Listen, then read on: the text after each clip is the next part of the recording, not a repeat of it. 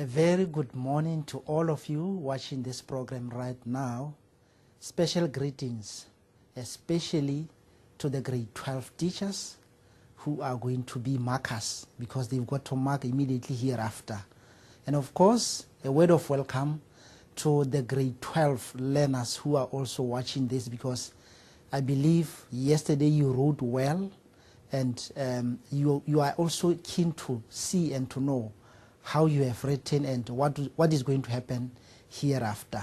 So welcome to this memo discussion.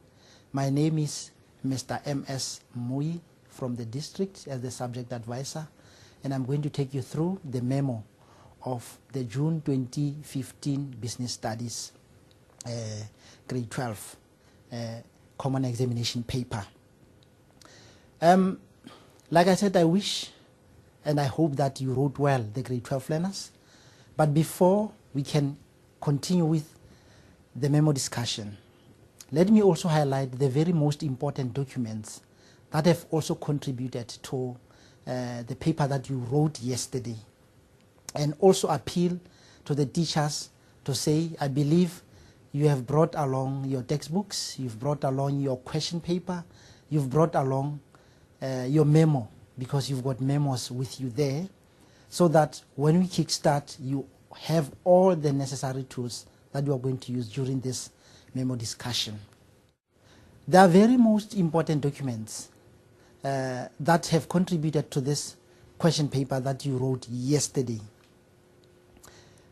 The very first document there is the examination guidelines, and you can see there that we are talking about the 2015 examination guidelines, and I believe all schools by now, my fellow teachers, you now have got the 2015 examination guidelines.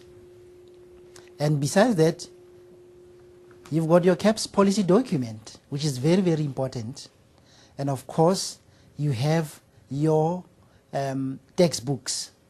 They have all contributed to this question paper that you wrote yesterday.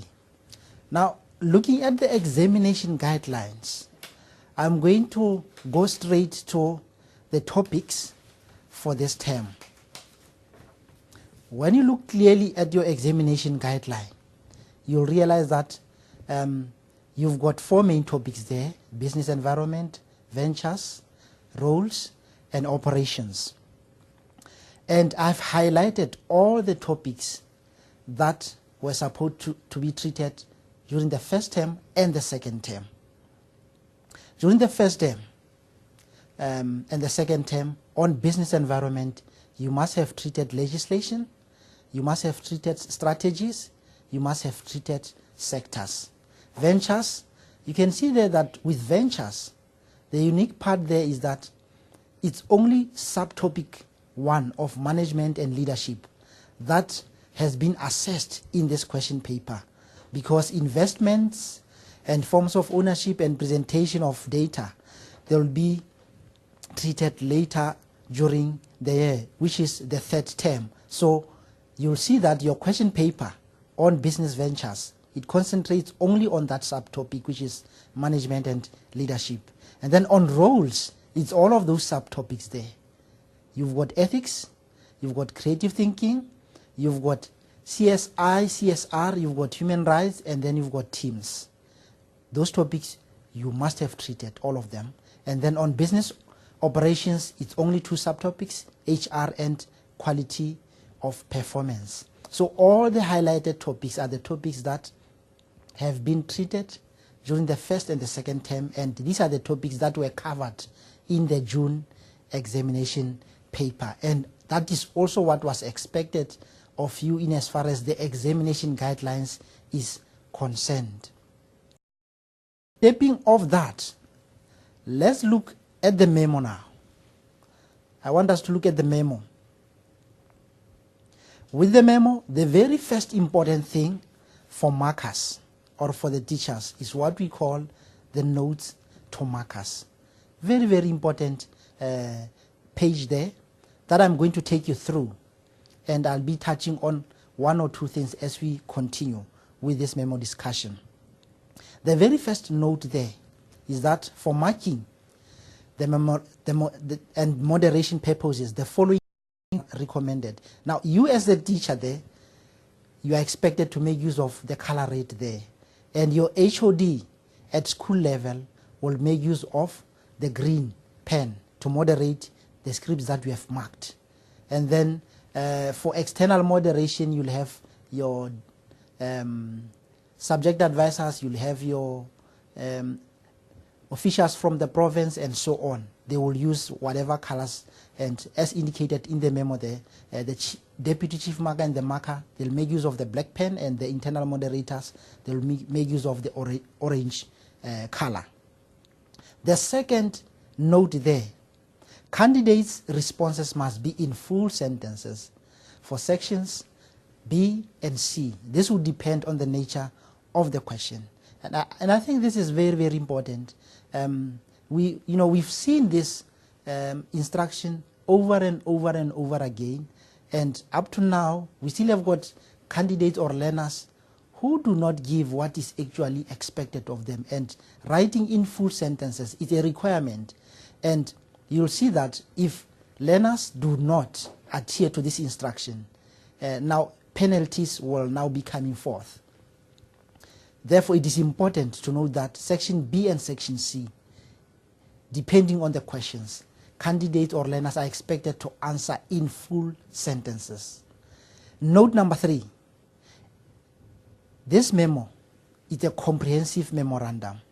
It has been provided, but it is by no means exhaustive. What does that mean? It means there may be correct responses that are actually not included in the memo. And now it is your duty there as a teacher, depending on the textbook that you are using, that if there are correct responses that are not indicated here, it is your duty there to include those correct responses so that you do not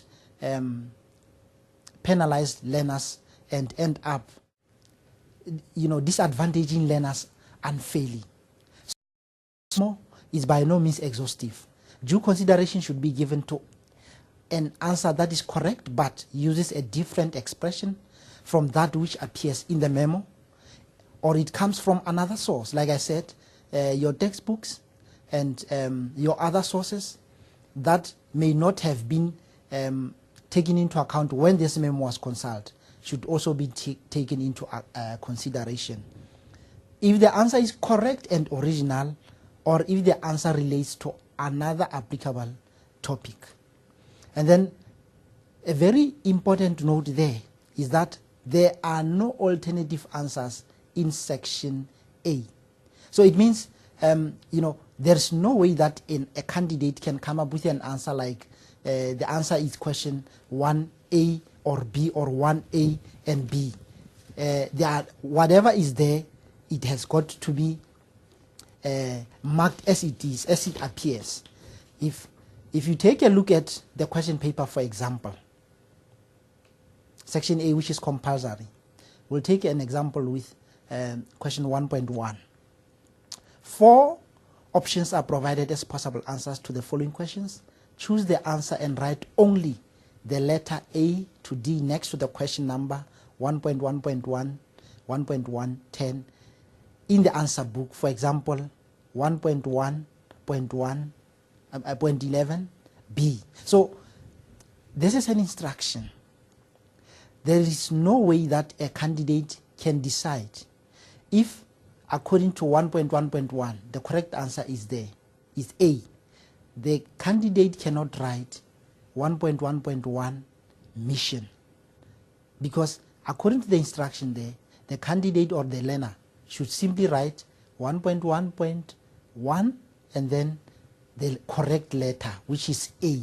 So if a candidate decides to write words there, they have to be penalized, because I can tell you at the end of the year, strict adherence to the memo is non-negotiable. So if there are learners who have decided to write words there or sentences instead of simply writing 1.1.1 and the correct letter, they've got to be penalized.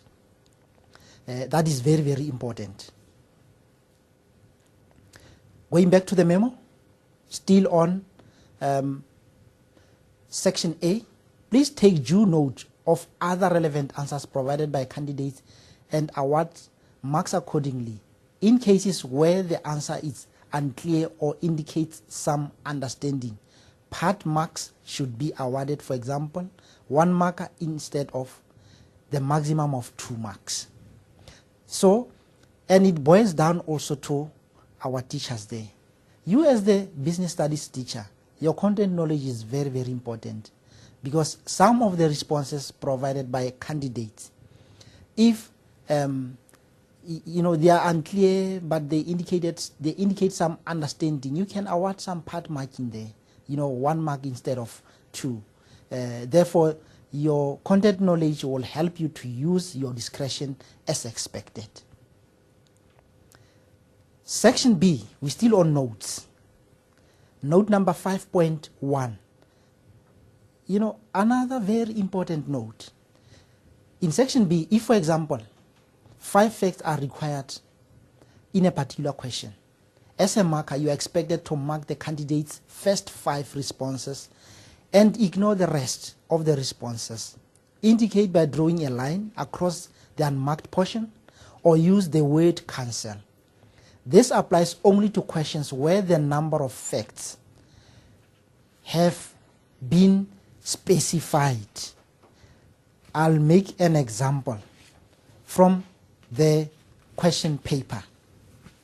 Let's cite an example with question 2.3 there. You can see question 2.3 there, it says, discuss any 3 advantages of the Employment Equity Act, 6 marks.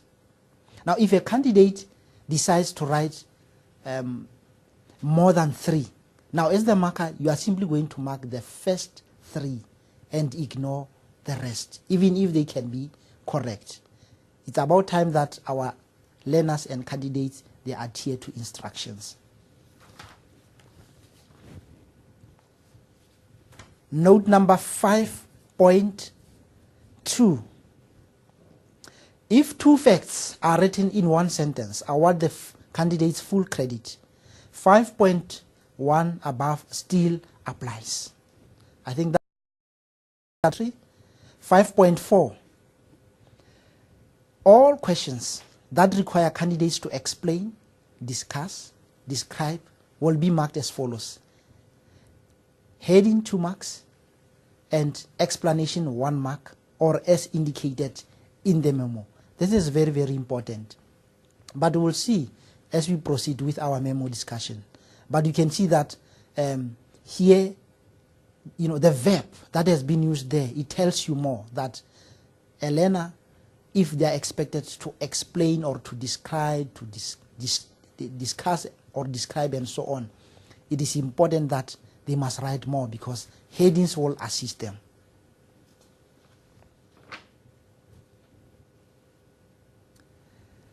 Note number 5.5. In all questions that require candidates to name, list, mention, and so on, the answers of the candidates may be in phrases and not necessarily in full sentences. That is also straightforward and self-explanatory. Section C. The breakdown of mark allocation for the essays is as follows. You've got introduction, the content, conclusion. They are all marked out of 32, and then you'll have marks for the insight, which will give us 8 marks, and 32 plus 8 will give you 40 marks. Now, marks for insight on note number 6.2. Insight consists of the following components. Our lasso there, layout or structure. Are there an introduction, a body using proper paragraphs and conclusions? Is there a logical flow link in the discussion? If the answer is yes, then that candidate gets 2 marks. And I mean, our learners by now, they should be knowing that an essay in business studies, it should be structured in this way. There should be an introduction, there should be body, there should be a conclusion. And the words introduction should be written, and the words conclusion should also be written. If the answer is yes, the candidate gets 2 marks. Analysis and interpretation. Learner's ability to break down the question to show understanding of what is being asked. Now here, on the analysis, if a candidate has analyzed and interpreted the question well, that candidate will address all aspects that have been asked for in the question. If the answer is yes, that candidate will get 2 marks for analysis and interpretation. But if a candidate has addressed some of the aspects that were required in the question, that candidate would get 1 instead of 2. And then synthesis. What parts of the question would you have included in the answer? Are there decisions made from a combination of relevant points? Now, synthesis here, in this instance, it's about the relevancy of what the learner has put in the essay, whether it's relevant. If whatever has been put in the essay is relevant, then that candidate will get 2 marks. But if the candidate has put in irrelevant information, that candidate is going to forfeit marks. You can see there, down there, on note number 1, 2, 3. Let's look at number 1, for example. No marks will be awarded for content repeated from the introduction and conclusion. That's one, it's a given. In the introduction, candidates cannot come up with something in the introduction and repeat that also in the conclusion. They will be penalized for repetition. And again, there is a tendency of our candidates or of our learners taking information from the question and using that information as it is and make it an introduction or a conclusion. In that instance, the candidates will also be penalized to do that. The candidates forfeit marks for layout if the words introduction, you can see there, introduction and conclusion are not stated. And then synthesis, it's 0 there, mostly irrelevant or not related to the topic. Now, if a candidate comes up with irrelevant facts, they will not get any mark for synthesis. If some of the facts are irrelevant, it will be 1. If there is nothing that is irrelevant, that candidate will get 2 marks. You can see there. And then, still on lasso, O for originality. Here we are expecting candidates to make use of examples and also refer to recent information and current trends and developments. If the answer is yes, that candidate will get 2 marks. Now, if you add 2, 4, 6, 8, it gives you 2, 4, 6, 8, yes, it's 8 marks. And then you add 8 to 32, you get to 40 marks. Note number 6.3. Indicate insight in the left-hand margin with a symbol, for example, L, A, S, and so on. By now, business studies markers, you must be knowing that if a candidate in the essay, for example, has written introduction, you can indicate by writing the letter L next to the introduction. That will indicate that that learner already has 1 mark for the layout for writing introduction and so on. So you must indicate whether it's layout, whether it's analysis, whether it's synthesis, whether it's originality. You must indicate on the left-hand margin with a symbol. And then the components of